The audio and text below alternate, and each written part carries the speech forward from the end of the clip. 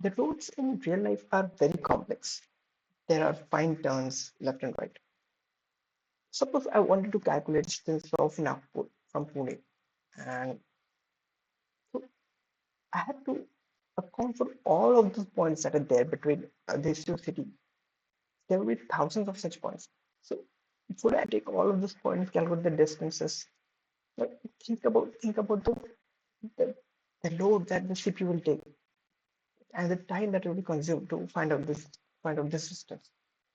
Or take another example. Say you have a fitness band on and you're running around the streets.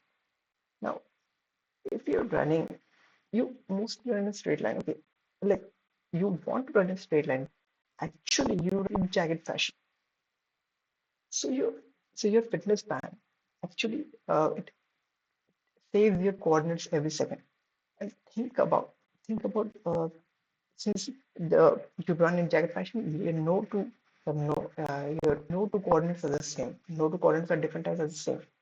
Your in this way, your fitness band will run out of memory. And think about the battery life that will be consumed so fast.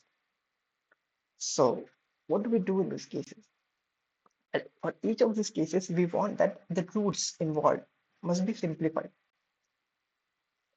We don't want all of the details to be there. Okay, we want just simple roots. So for these cases, we have this algorithm. So hello everyone. In this video of computational geometry, we'll learn about Ramer-Douglas-Peucker polyline simplification algorithm today. So what is this algorithm? So this algorithm is basically, as it says, to simplify a line or simplify a root. So we can just have the important parts of it. Okay. But whenever it comes to simplification, there is always data loss. And when it comes to data loss, the question is how much of it can be afforded? Okay, that is decided by the tolerance level. How much of how much of error can you tolerate? Okay, we'll learn more about in the algorithm. Okay, so let's start with the data structure. So the error tolerance that I was talking about, epsilon, it is just the length. So here we have the root P1 to P9, and the same root is given in array. Now here we have the call stack. The call stack is not something that we will declare explicitly. Now this is the call stack because it's a recursive algorithm. This is a function that will be calling simplified P1 P9, the function that takes the endpoints of the polyline that has to be simplified, and that will be stored in the call stack. Now this epsilon is actually the error that you can tolerate. We will learn about it in the algorithm. Okay. So unlike the name, the algorithm is very simple. What you do is initially you start with the endpoints. You always include the endpoints when it P9, no matter what your error tolerance level is. You always include the endpoints. Next, what you do is for the pointer not in the current polyline, you take their distances, their perpendicular distances from the polyline. So we have taken these distances and we check we check only the maximum of these distances. So if the maximum of these distances is beyond tolerance level, that is the distance maximum of these distances is greater than the epsilon value, that is greater than the epsilon length, then you include the distance. So in this case, P7 is greater than the tolerance level. Okay, so we will include that distance. But if it is not, then you do not include it. What does it mean? Is this is within tolerance level. If it is within tolerance level, you can tolerate it. So you can get away with it by not including it. Okay, so that's what it means.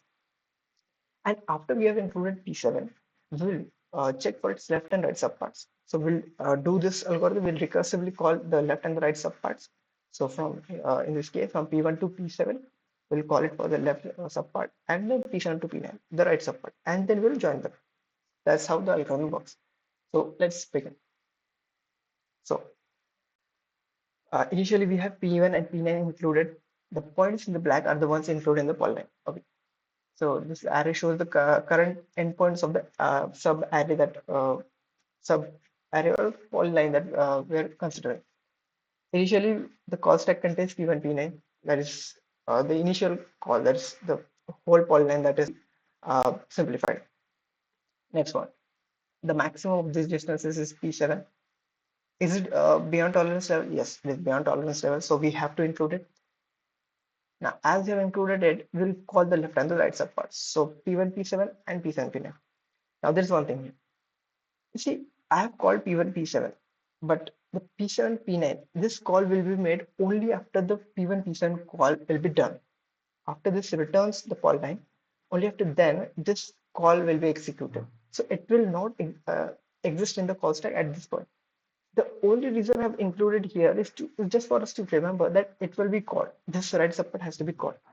That is the reason I've included in the call stack. That's it. So now we'll go for P1, P7. So yes, P1, P7. Now you do the same for now. This is your polyline actually. This is the polyline you have to simplify. So what do you do? Again, plot the perpendicular distance of these points from the polyline. Check the maximum P5. Okay, is it beyond tolerance level? Yes. So you have to include it. P5 included. Then left and right subparts P1, P5 and P5, P7. Okay, so you go for P1, P5. You went for P1, P5. You found out the maximum distance is P3. Is it beyond tolerance level? Yes. So you have to include this point. This point included, you called P1, P3 and P3, P5. Okay, the left and the right subparts respectively. Then again you go for P1, P3 again. You go to simplify this polyline. This is your current polyline. Now again you plot the distances, you take the maximum, there's only one, so there's the maximum distance. Is it beyond tolerance level? No. Now this point is within the tolerance level, which means you can actually have this point, you can actually neglect this point and still get away with your line because this is the error that you tolerate. That is what you have said. So we can exclude this point. So P1, P3 is completed. Next we go to P3, P5. Here. Now what it means is, again, okay, P4 here. Now, is it within tolerance level? Yes. At this point is again within tolerance level. You should, so you can, so you won't include it. Next. Now the left and the right subparts, the P1, P3 and P3, P5 are completed. So we are back at P1, P5. And we don't do anything here. It's just that when we call this part, there were two parts inside it, the left and the right subparts inside it. So those were called. So we don't do anything in here. So we just pop it from the stack. Now we get to P5, P7. In P5, P7, again, you see there is this point P6. It is not within the tolerance level. It's within the tolerance level, so we include it. So P6, so we don't include it. So P6 is not included. Next, we move to P1, P7. So again, P1, P7 is done. The left and right subparts are done. P1, P7 is done. Next, we're at P7, P9. This. So this point is less than the epsilon length, which means it is within the tolerance level, so we can exclude it.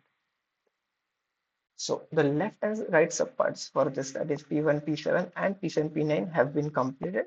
So now we are left at P1, P9. So that point is also done. So the entire call stack has been completed, which means this is our polyline. This is our simplified polyline.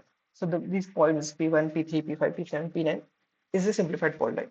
And the grayed out points are the ones that we have excluded from a current polyline, from our original polyline. Now, suppose you say that this distance seems too much larger. Like I cannot afford, you have simplified it from P1, P2, P3 to P1, P3. But I don't like this simplification. So what the thing is that this epsilon value is configurable.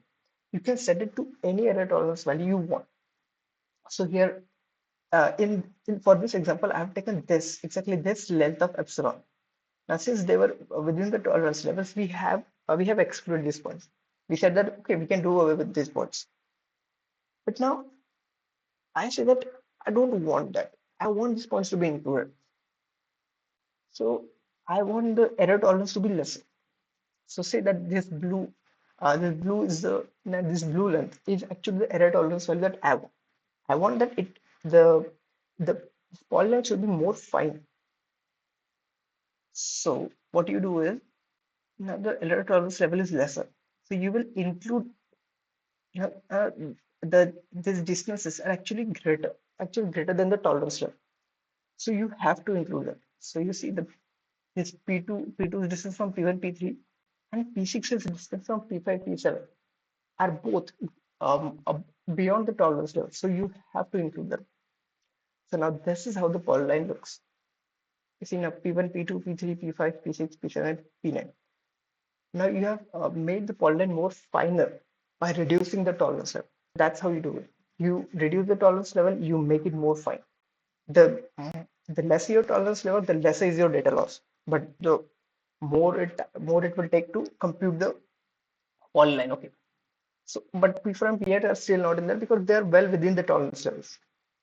So that's it. That's how you obtain the simplified polyline. So thank you. Thank you for watching.